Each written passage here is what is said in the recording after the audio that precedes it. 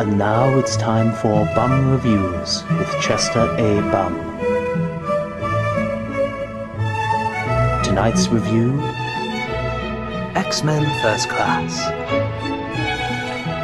Oh my god, this is the greatest movie I've ever seen in my life!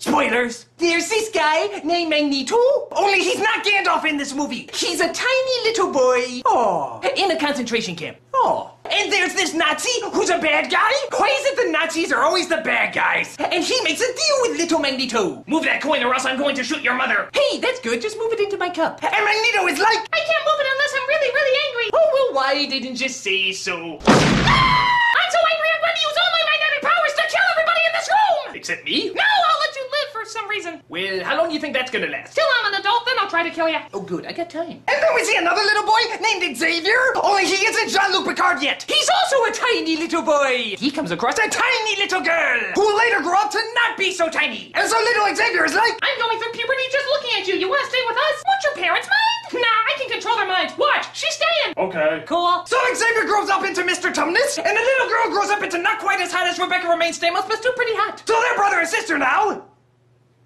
Didn't know that. And Magneto grows up into a very angry person who wants to destroy every Kevin Bacon Nazi he can find. Which is good, because I hear there's only 3. So the CIA discovers that mutants exist, and they discover that Kevin Bacon is a mutant who wants to start a war between the USA and Russia. Because he's tired of the world playing the game 6 degrees of Kevin Bacon. He always wins all the time. Apple pie. I like apple pie. 1 degree, I win. So Xavier and Magneto join forces to stop the evil Kevin Bacon Nazi. And Xavier is like, control your power. You must first control your anger. Just like how I control my hair loss. Why is it I don't trust you? And they come across another mutant named Hank McCoy! Or as everybody calls him, Beast! Why? Because Beauty and the Hank McCoy doesn't sound as catchy. But he isn't a beast yet, he just has hands on his feet! I had hands on my feet once! Then I took him off. Oh, and Wolverine has a cameo! Hi, Wolverine.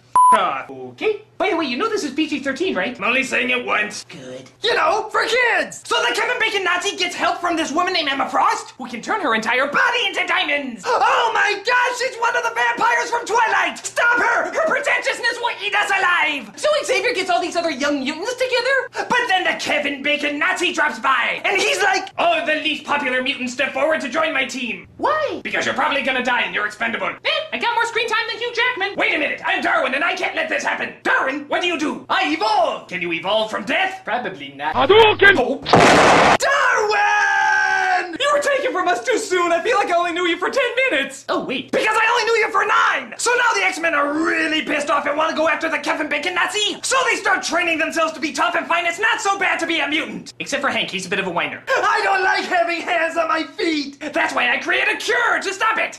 Oh, wait, silly me. Instead of reversing the mutation, it does the exact friggin' opposite. How could I have missed that? I think I'm a bad scientist. So the beast turns really hairy? And everybody's like, don't feel so bad. One day James Cameron will want to rip that off. So the X-Men are off to stop the war between the Russians and the USAans. Everybody's flying around shooting missiles at each other. And then Magneto comes across the Kevin Bacon Nazi. And just when Magneto has him exactly where he wants him, he says, I'm gonna count to 3 and move this coin. Oh, I'll take it, I'll take it. Ooh, I do not want that coin. So Magneto steals his spear magic helmet, and Magneto is like, we must stop them before they fire their missiles at us. But Xavier is like, dude, they're not gonna fire their missiles at us. Fire our missiles at them. Okay, you're really not helping. But Magneto takes the missiles and throws it right back at them, and Xavier is like, you're a jerk. You're a jerk. But then somebody fires a gun, and Magneto accidentally flings the bullet into Xavier's backside. I had a bullet in my backside once. Never called Ted Nugent funny looking. So Xavier falls to the ground and can't feel his legs anymore! Which is weird, seeing how he can control and move other people, yet he can't move his legs? I don't know. And Magneto is like, fellow mutants, you are either with me or against me! And Mystique is like, sorry Charles, even though you're my brother, you can't walk anymore and I have no motivation to go with him. I'm going to go with him. For some reason, I'm totally cool with this. Okay, bye! But then Xavier is like, oh, by the way, a long time from now when I lose my hair and you look a lot older, is there any chance we can put aside our differences for one day, go to a girl's house and say, wow, she looks incredible, and act like we're friends? As long as we can go back to being enemies immediately after. Well, that goes without saying. So Xavier opens up his school of freaks and geeks. Magneto goes to get Emma Frost out of jail. And all sorts of continuity is totally screwed up. Hooray! So obviously they're gonna make a kinda sorta sequel out of this kinda sorta prequel. But only if this one kinda sorta makes money. And there's only one way for that to happen. Change! You got change! Oh, come on! I promise I'll give it to the movie makers. Come on, change!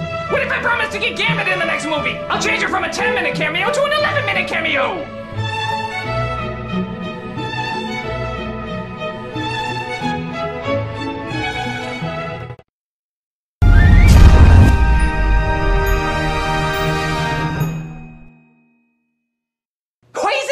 Nazis are always the bad guys.